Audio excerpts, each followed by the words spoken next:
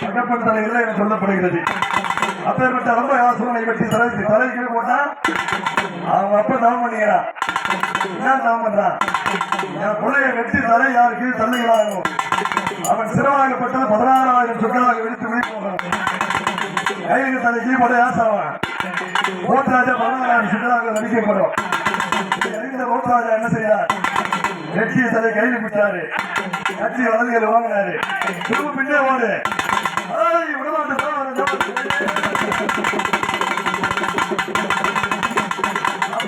முன்னே ஓடு பின்னே தலையோடு வாங்க. பகவான் காரணமாக எப்பேற்பட்ட பகவான் 18 அக்னோடி ஐக்கியத்துக்கு முதல் காவல் அப்பேற்பட்ட பகவானே நன்கு வந்தாரு. தர்மா தர்மா தர்மான்னாரு. என்ன காப்பாத்துனா முன்னாடி என்ன காப்பாத்துங்க ஒரே ஒரு பொய் சொல்லாரு. பகவான் சொல்றாரு ஆமா என் பிரணவே பண்ண ஒரே பொய் சொல்லுவாங்க. ஒரு நாள் பொய் சொல்ல உத்தம திருமணத்துல ராஜா கை அதான்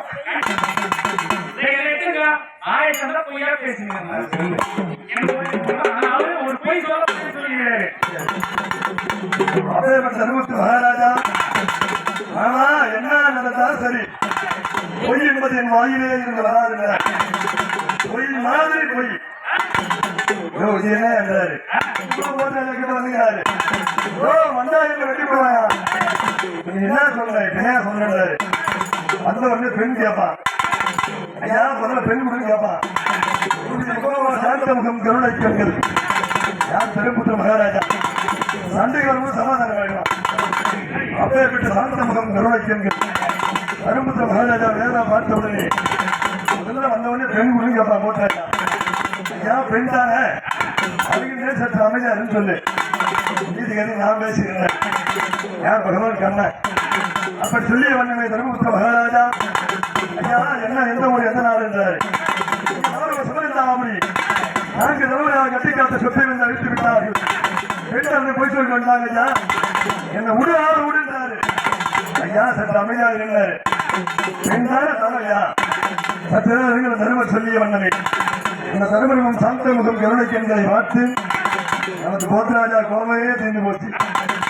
உடனே என்ன செய்தார்? ஐயா உடனே கொண்டு கண்ணனை கூப்பிட்டாரு.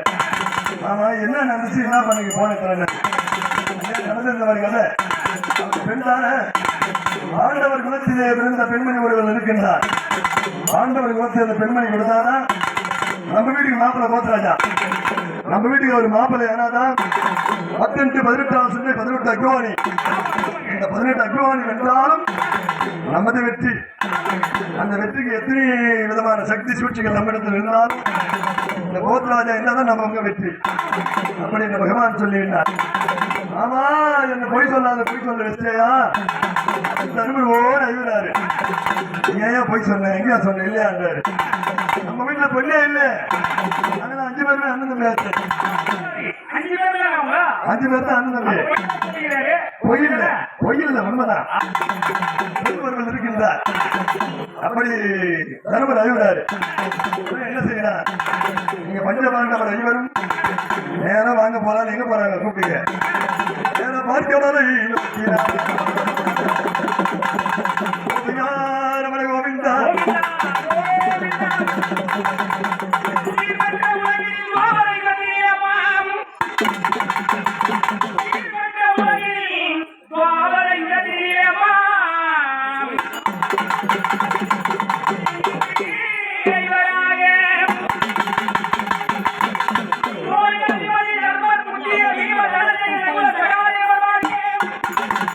you.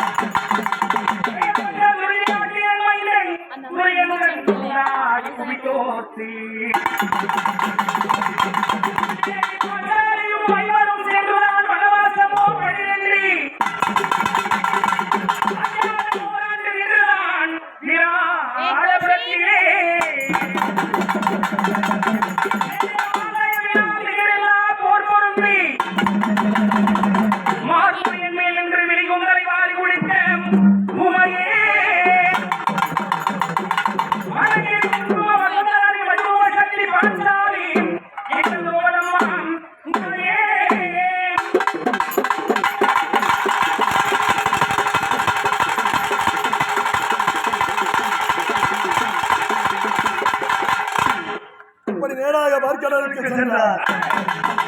சிவபெருமான் ஆரம்பத்தில் எங்க போனாரு?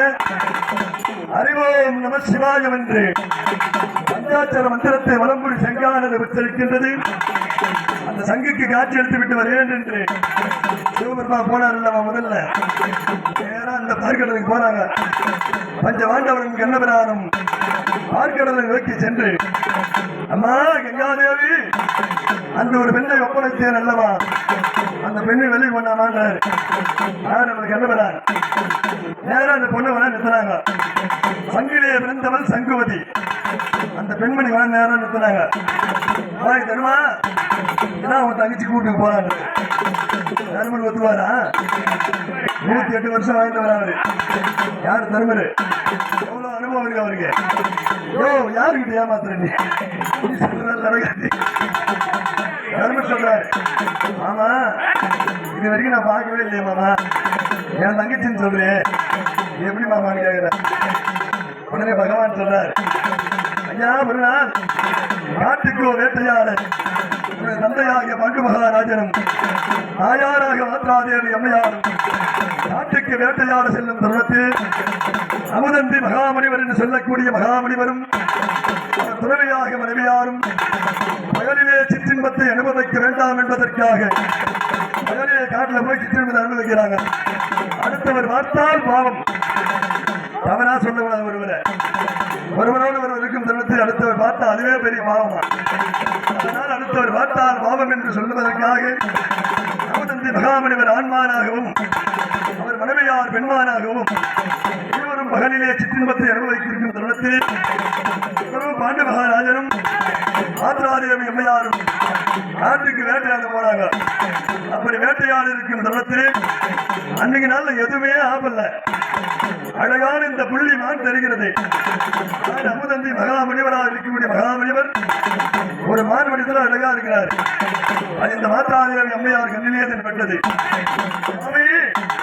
இந்த மானை பிடித்து தாருங்கள் என்று ஒரே அடம்பிடிக்கிற மாத்ராதேவி, இந்த மானை பிடிக்க முடியாது விடுமான்றார்.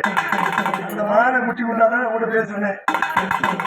நீ உங்களோட நேரம் மாதிரி தான் என்ன பொருள் கேட்டாலும்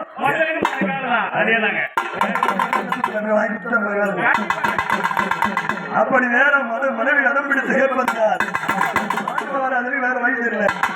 உடனே நன்கு ஏற்றி வீரை பிடித்து அன்புகளை போட்டார். நேரம் ஆண்மாராக இருக்கக்கூடிய அமுதந்தி மகாமணிவர் அவர்களே நோய் கேட்கலாம். அமுதந்தி மகாமணிவரும் பெருமையாரும் ஒன்றாக சேரும் தருணத்தில் இந்த மான் மீது பாண்டு மகாராஜன் அம்பானது போய் ஏவினது. அப்படி வீழ்ந்தவுடனே பாண்டு மகாராஜன் அம்பானது பட்டவுடனே அமுதந்தி மகாமணிவர் உயிர் செல்ல போகிறது. அப்படி உயிரிழந்த தருணத்திலே அதே பாண்டு என் மனைவியோடு சேரும் தருணத்திலே உனது அன்புகளை விட்டு என் உயிர் போல செய்ததனால் உன் மனைவியோடு நீ சேர்வாயானால் அதுவே உனக்கு எவனாகட்டும் கொடுத்தேன் சாபம். அப்படி அமுதந்தி மகாமணிவர் ஆண்மானாக சாபத்தை கொடுத்து மானாக இருந்தவர் மகானாக மாறி அந்த சாபத்தை கொடுத்து உன் மனைவியோடு சேர்வானால் 14,000 சுக்களாக வெடிக்கும் என்று மகாமணிவர் சாபத்தை கொடுத்து வெளியே உயிர்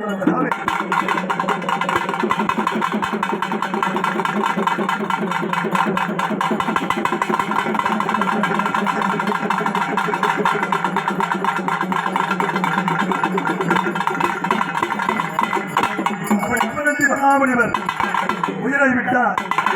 உயிரை விட்டு வந்தாங்க யாருக்கு தெரியாது. அவரோட மனைவி மட்டும்தாங்கிறாங்க. கணவன் இல்லாத உலகத்திலே கணவனே கண் கண்ட தெய்வம்.